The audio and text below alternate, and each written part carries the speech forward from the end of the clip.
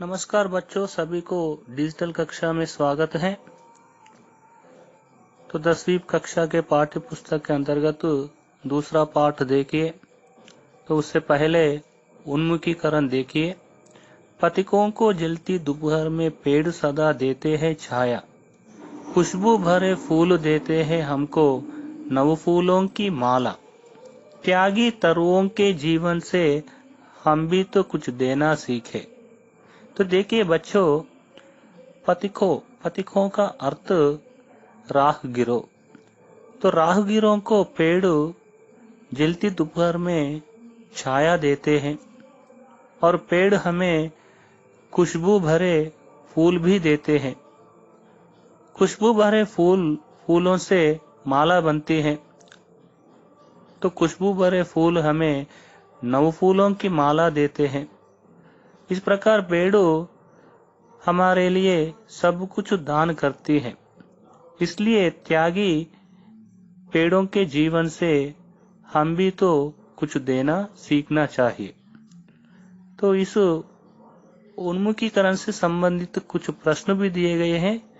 तो देखिए बच्चों, पहला प्रश्न, पथिकों को जलती दोपहर में सुख व आराम किससे मिलता है? हाँ, आप लोग सही बताए। पथिकों को जलती दोपहर में सुख व आराम पेड़ों से मिलता है। और देखिए दूसरा प्रश्न, खुशबू भरे फूल हमें क्या देते हैं? हाँ, आप लोगों ने सही बताए। खुशबू भरे फूल हमें नए फूलों की माला देते हैं। तो देखिए बच्चों, तीसरा प्रश्न, हम भी तो कुछ देना सीखे। कवि ने ऐसा क्यों कहा होगा?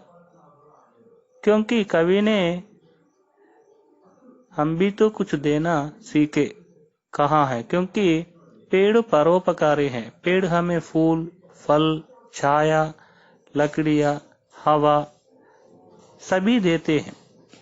अपना सब कुछ दान करते हैं। पेड़ अपने बारे में नहीं सोचता है और दूसरों के बारे में ही सोचता है। प्रकृति में स्थित पेड़ पौधे सब कष्ट सहकर प्राणियों को सुख पहुंचाने में तत्पर रहते हैं। परोपकार भावना से वे सब कुछ देते हैं। हम मानवों को भी उनसे कुछ देना सीखने का संदेश मिलता है। इसीलिए कवि ने ऐसा कहा होगा। तो देखिए पाठ का नाम ईदगाह।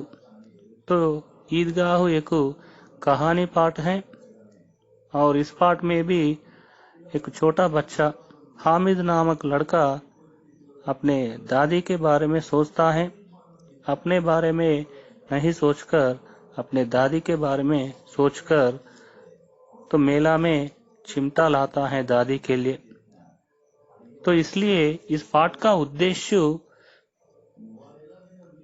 तो कहानी पाठ है। ईदगाह कहानी विधा की भाषा शैली से परिचित कराते हुए छात्रों में कहानी लेखन कला का विकास करना। तो देखिए बच्चों को कहानी बहुत पसंद होता है। तो कहानी विधा की भाषा शैली बहुत सुंदर होता है। तो उस भाषा शैली से परिचित कराना और छात्रों में कहानी लेखन कला का विकास करना इस पाठ का उद्देश्य है। और सद्भाव व विवेक जैसे संवेदनशील कर्तव्य बोध संबंधी गुणों को विकास करना। तो सद्भाव विवेक हर बच्चों में होनी चाहिए और हर बच्चा संवेदनशील भी होनी चाहिए। इन गुणों का विकास करना इस पाठ का उद्देश्य है। बड़े बुजुर्गों के प्रति श्रद्धा व आदर की भावना का विकास करना इस पाठ का उद्देश्य है। हर घर में बड़े और बुजुर्ग लोग रहते हैं और उनके प्रति हम श्रद्धा और आदर की भावना रखना आवश्यक है। इस गुण का विकास करना इस पाठ का उद्देश्य है। तो देखिए बच्चों, ईदगाह पाठ एक कहानी पाठ है।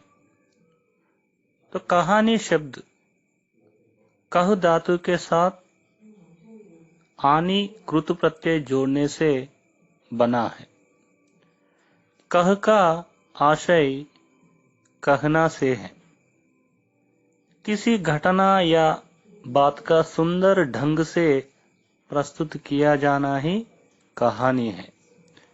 तो इसलिए ईदगाह पाठ में भी सभी घटनाएं और सभी बातें सुंदर ढंग से प्रस्तुत किया गया है, इसलिए ईदगाह एक कहानी पाठ है। इस कहानी का लेखक प्रेमचंद। तो प्रेमचंद का जन्म एक गरीब घराने में काशी में 31 जुलाई 1880 को हुआ। इनके बचपन का नाम धनपत राय श्रीवास्तव था। इन्होंने ट्यूशन पढ़ाते हुए मैट्रिक तथा नौकरी करते हुए बीए पास किया। इन्होंने लगभग 1 दर्जन उपन्यास और 250 कहानियों की रचना की। इन्हें उपन्यास सम्राट भी कहा जाता है। इनकी कहानियां मानसरोवर शीर्षक से 8 खंडों में संकलित हैं। गोदान, गबन, सेवा सदन, निर्मला, कर्मभूमि, रंगभूमि, कायाकल्प, प्रतिज्ञा, मंगलसूत्र आदि इनके प्रमुख उपन्यास हैं। इनकी प्रमुख कहानियों में पंच परमेश्वर, बड़े घर की बेटी, कफन आदि प्रमुख हैं। तो बच्चों, विषय प्रवेश देखिए। प्राचीन काल से ही नैतिक मूल्य भारतीय जीवन के प्रतिबिंब रहे हैं। तो प्राचीन काल से ही नैतिक मूल्य भारतीय जीवन के प्रतिबिंब रहे हैं। भारतीयों में प्राचीन काल से ही नैतिक मूल्य स्थित है।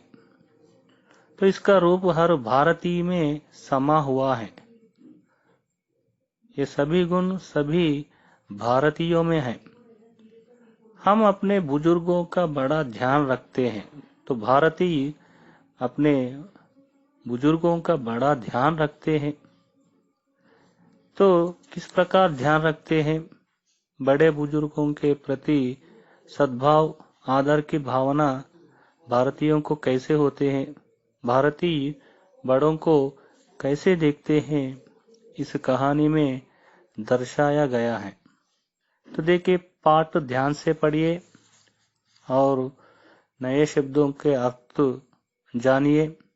जो शब्दों का अर्थ समझ में नहीं आता है, उसके नीचे रेखा खींचिए और रेखांकित शब्दों के अर्थ शब्दकोश में ढूंढिए और उन शब्दों का अर्थ समझने के लिए कोशिश कीजिए। बच्चों, तो पाठ से संबंधित नए शब्द देखिए और पाठ को समझने के लिए कोशिश कीजिए। रमजान के पूरे 30 रोजों के बाद आज ईद आई है।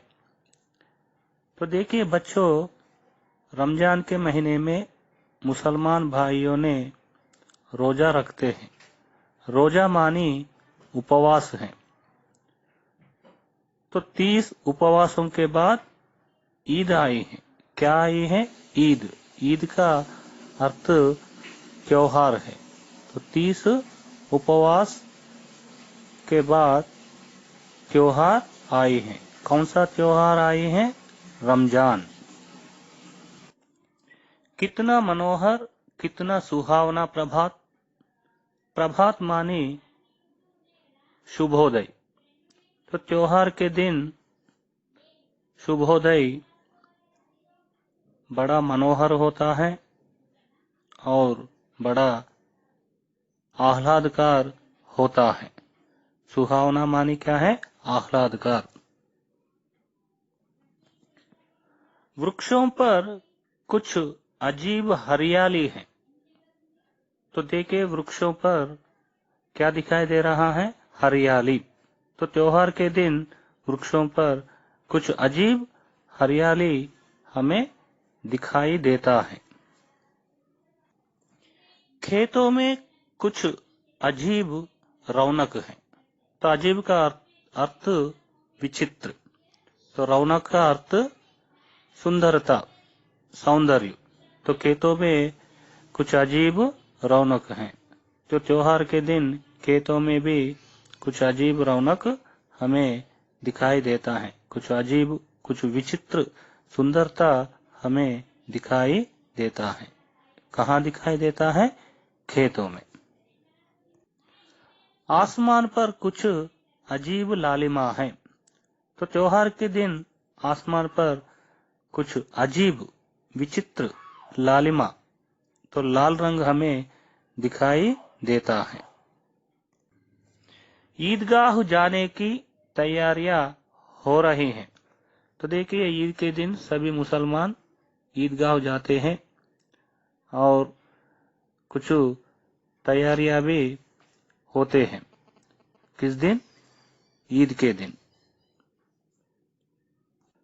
तो बच्चों देखिए, इस अनुच्छेद में त्योहार का दिन कैसा होता है इसका वर्णन किया गया।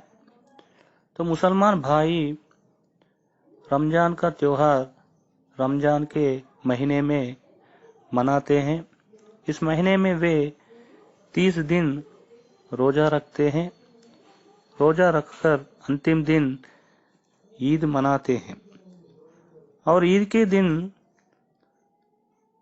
तो प्रभात कैसा होता है?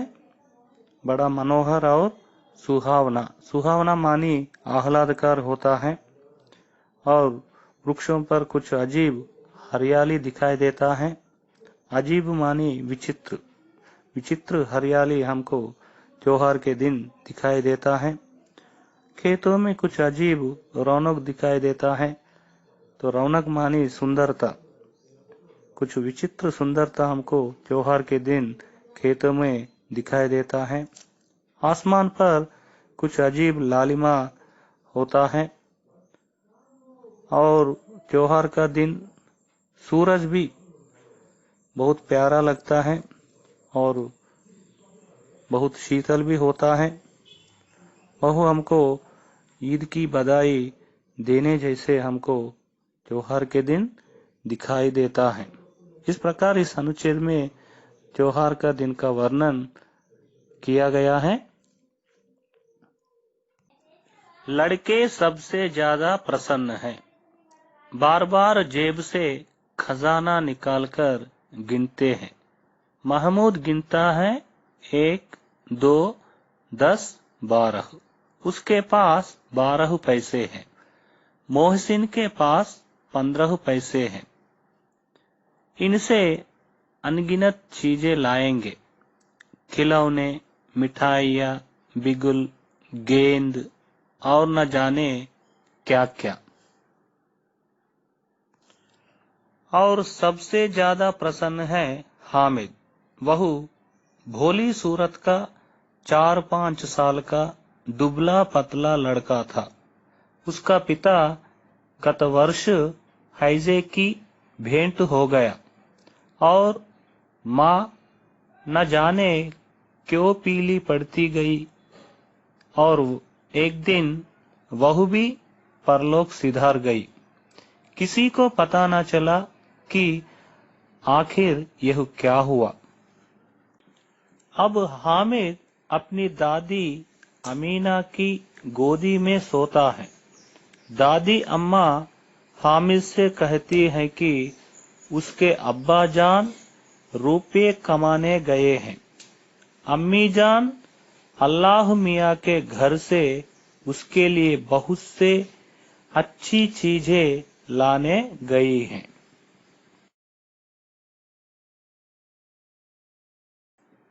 आशा तो बड़ी चीज है। हामिद के पाँव में जूते नहीं हैं।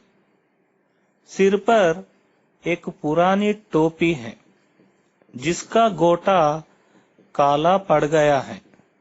फिर भी वह प्रसन्न है। तो बच्चों देखिए, दूसरे अनुच्छेद में त्योहार के दिन बच्चे कैसे होते हैं और हामिद की स्थिति कैसी है बताए गए हैं। तो त्योहार के दिन लड़के सबसे ज्यादा प्रसन्न रहते हैं, क्योंकि इस दिन अपने माता पिता बच्चों को पैसे देते हैं। उन पैसों को जेब से बार बार निकालकर गिनते हैं। तो हामिद के दोस्त महमूद को अपने पिता ने 12 पैसे दिए हैं और मोहसिन को 15 पैसे दिए हैं। वे चाहते थे कि इन पैसों से अनगिनत चीजें खरीदेंगे, जैसे खिलौने, मिठाइयाँ, बिगुल, गेंद आदि खरीदना चाहते थे। लेकिन इन सब में सबसे ज्यादा प्रसन्न है हामिद। हामिद एक बोली सूरत का 4-5 साल का दुबला पतला लड़का था। उसका पिता और माता दोनों भी मर गए थे। पिता हैजे से बेंट हो गए थे। तो बेंट हो जाना का अर्थ मर जाना, और माता पीली पड़ती गई है, वह भी एक दिन परलोक सिधार गई है। परलोक सिधारना का अर्थ मर जाना, वह भी मर गई है। बचपन में ही हामिद के माता पिता मर गए हैं और किसी को पता ना चला अपनी माता कैसे मर गई हैं, क्यों मर गई हैं। लेकिन यहाँ पर दोनों माता पिता मर जाने के बाद हामिद अपनी दादी अमीना की गोदी में सोता है और हामिद का पालन पोषण अमीना ही करती थी। और अमीना हामिद जब अपने माता पिता के बारे में पूछते थे, तब वो अमीना हामिद से कहती थी, अब तुम्हारे अब्बा जान रुपये कमाने गए हैं और अम्मी जान अल्लाह मियाँ के घर से बहुत सी चीजें लाने गई हैं। तो इसी आशा से अपने माँ पिता पैसे कमाने गए हैं और माता चीजें लाने गई हैं। यही सोचकर हामिद बहुत प्रसन्न रहते थे। तो आशा बड़ी चीज है। तो इसी आशा से वह अपने दादी के पास रहता है। हामिद बहुत गरीब लड़का था। हामिद के पाँव में जूते नहीं हैं और सिर पर एक पुरानी टोपी रहती है और उस टोपी का गोटा भी काला पड़ गया है। गरीब होने पर भी अपनी माता पिता के बारे में सोचते हुए, अपने माता पिता की आशा में वह बहुत प्रसन्न रहता है।